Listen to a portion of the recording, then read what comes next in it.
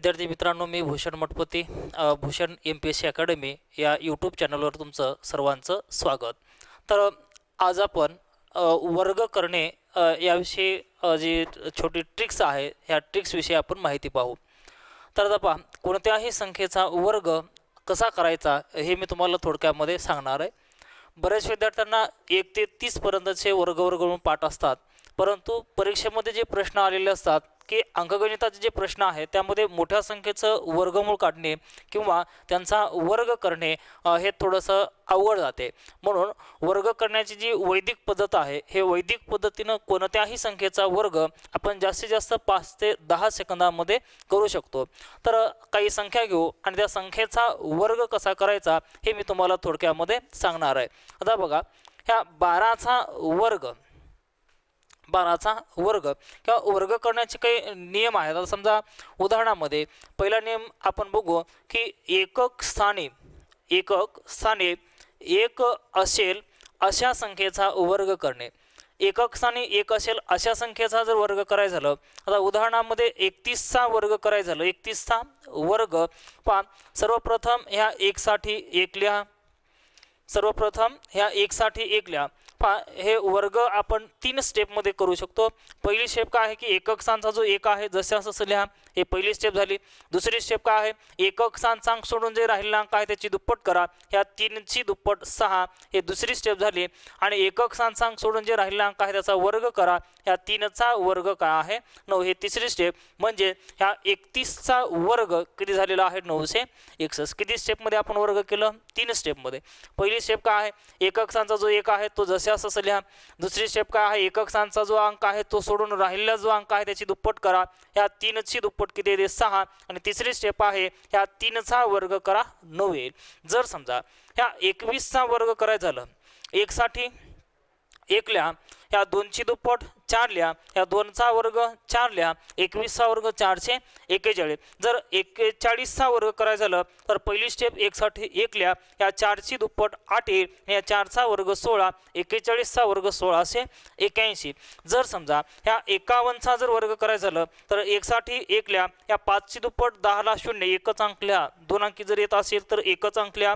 5ची दुप्पट 10 ला 0, हातचा 1 येईल आणि 5चा वर्ग 25 आणि किती होते 26. 51चा वर्ग 2601.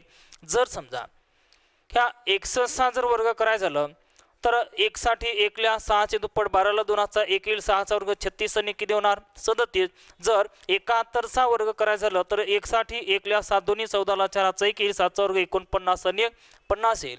जर 81चा वर्ग करायचं झालं तर ह्या 1 साठी 1 लिहा, 8ची दुप्पट 16 ला 6, हातचा 1 येईल, 8चा वर्ग 64 आणि किती येणार 65. जर 111चा वर्ग करायचं झालं, 111चा वर्ग करत असताना ह्या 1चा 1 गट करा, 11चा 1 गट करा, एकक स्थानच्या अंकाचा 1 गट करा, राहिलेल्या अंकाचा दुसरा गट करा.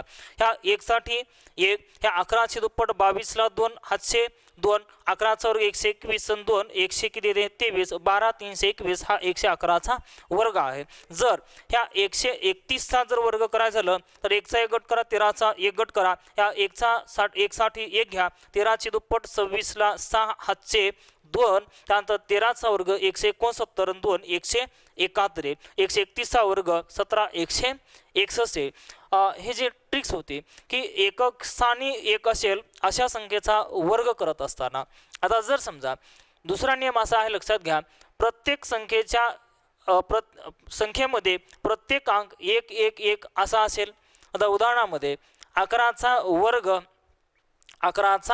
वर्ग सगळ्यांना माहिती आहे की ते 121, पण 111चा जर वर्ग म्हणलं तर बऱ्याच जणांना सांगता येणार नाही. एक छोटीशी ट्रिक्स अशी आहे की 11चा वर्ग करत असताना ह्या 1 साठी 1 किंवा ह्या 11मध्ये किती अंक आहेत, 2 अंक आहेत, 1 2 1 2 असं चढत्या क्रमानं लगेच उतरता क्रम 1.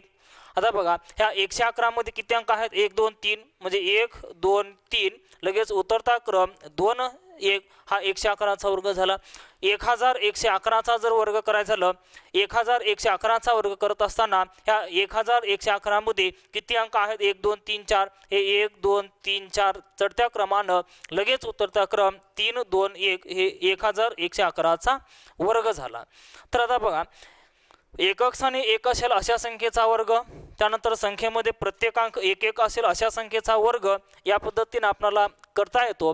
त्यानंतर पुढचा नियम असा आहे की संख्येच्या आता पहा संख्येच्या एकक स्थानी 5 असेल अशा संख्येचा वर्ग करणे। आता बघा पुढचा नियम असा आहे की संख्येच्या एकक स्थानी 5 असेल अशा संख्येचा वर्ग करणे। एकक स्थानी 5 असेल अशा संख्येचा वर्ग करत असताना उदाहरणार्थ या 25 चा वर्ग करायचा झालं तर या 5 साठी 25 लिहा, 5 सोडून राहिलं 2, 2 च्या पुढची संख्या 3 तर 2 त्रिक किती होते 6। जर ह्या 35 चा वर्ग करायचा झालं तर या 5 साठी 25 घ्या आणि हे 5 सोडून राहिलं 3 च्या पुढची संख्या 4 दोघांचा गुणाकार 12। जर 45 चा वर्ग करायचा झालं तर या 5 साठी 25 घ्या, 5 सोडून राहिलं 4 त्याच्या पुढची संख्या 5 दोघांचा गुणाकार 20 येईल। जर ह्या 55 चा वर्ग करायचा झालं तर 5 साठी 25 घ्या, 5 सोडून राहिलं 5 त्याच्या पुढची संख्या 6 दोघांचा गुणाकार 30 येईल। जर 65 चा वर्ग करायचा झालं तर 5 साठी 25 घ्या, 5 सोडून राहिलं 6, 6 च्या पुढची संख्या 7 तर 6 गुणिले 7 42 येईल। जर 85 चा वर्ग करायचा झालं तर या 5 साठी 25 घ्या, 5 सोडून राहिलं 8, 8 च्या पुढची संख्या 9 तर 9 8 72। जर 95 चा वर्ग करायचा झालं तर 5 साठी 25 घ्या, 5 सोडून राहिलं 9, 9 च्या पुढची संख्या 10 तर 9 गुणिले 10 किती येईल 90।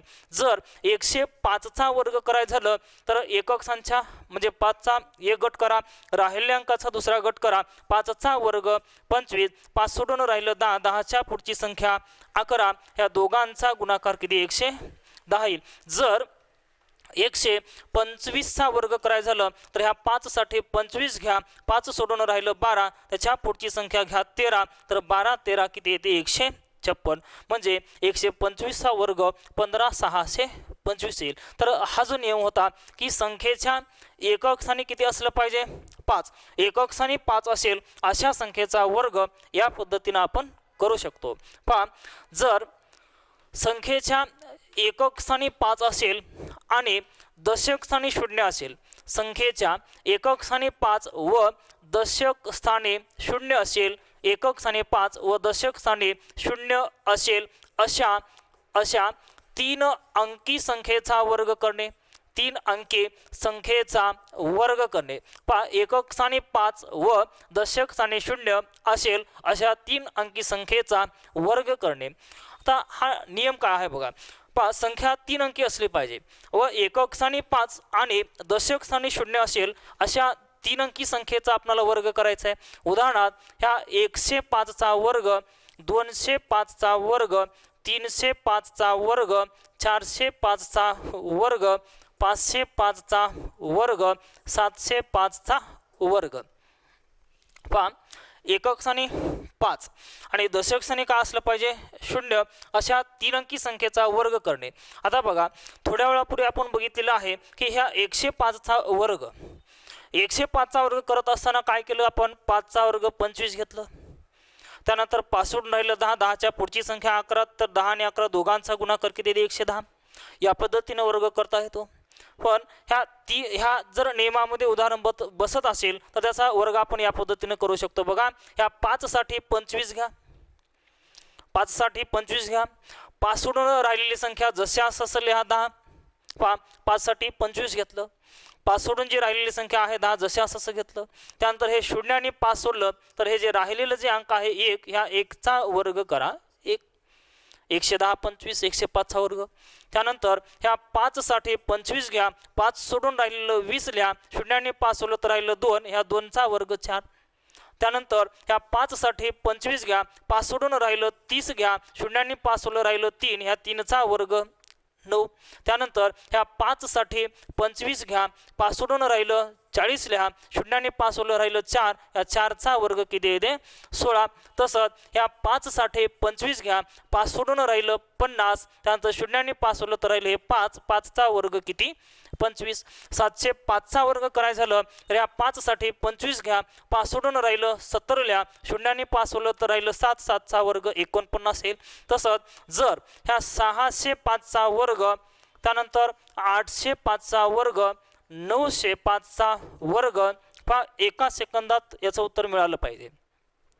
पहा 5 साठी 25, 5 सोडून राहिलं काय 60, शून्याने 5 सोडलं तर राहिलं 6, 6चा वर्ग किती 36, ह्या 5 साठी 25, 5 सोडून राहिलं 80, ह्या 8चा वर्ग 64, पहा 5चा वर्ग 25, 5 सोडून राहिलं 90, शून्याने 5 सोडलं तर राहिलं 9, 9चा वर्ग 81, पहा एकक स्थानी 5 असेल, दशक स्थानी 0 असेल, अशा 3 अंकी संख्येचा वर्ग या पद्धतीने आपण करू शकतो। पहा असे नवनवीन व्हिडिओ पाहण्यासाठी वैदिक मॅथचे जे हे व्हिडिओ आहेत, ह्या ज्या ट्रिक्स आहेत, ह्या नवनवीन ट्रिक्स पाहण्यासाठी तुम्ही जे आपल्या यूट्यूब चॅनल आहे त्या चॅनलचं नाव आहे Bhushan BHUSHAN MPSC academy ACADEMY हे जे यूट्यूब चॅनल आहे, हे यूट्यूब चॅनल तुम्ही सबस्क्राईब करा।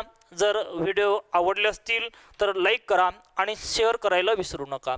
तर भूषण MPSC अकॅडमी या चॅनलवर हे वैदिक मॅथचे जे की आपल्याला स्पर्धा परीक्षेमध्ये कॅल्क्युलेशन कमी वेळेमध्ये व्हावं यासाठी उपयुक्त असे असलेले जे व्हिडिओ आहेत ते व्हिडिओ तुम्हाला या चॅनलवर पाहायला मिळतील। तर मित्रांनो, इथं आपण थांबू। धन्यवाद।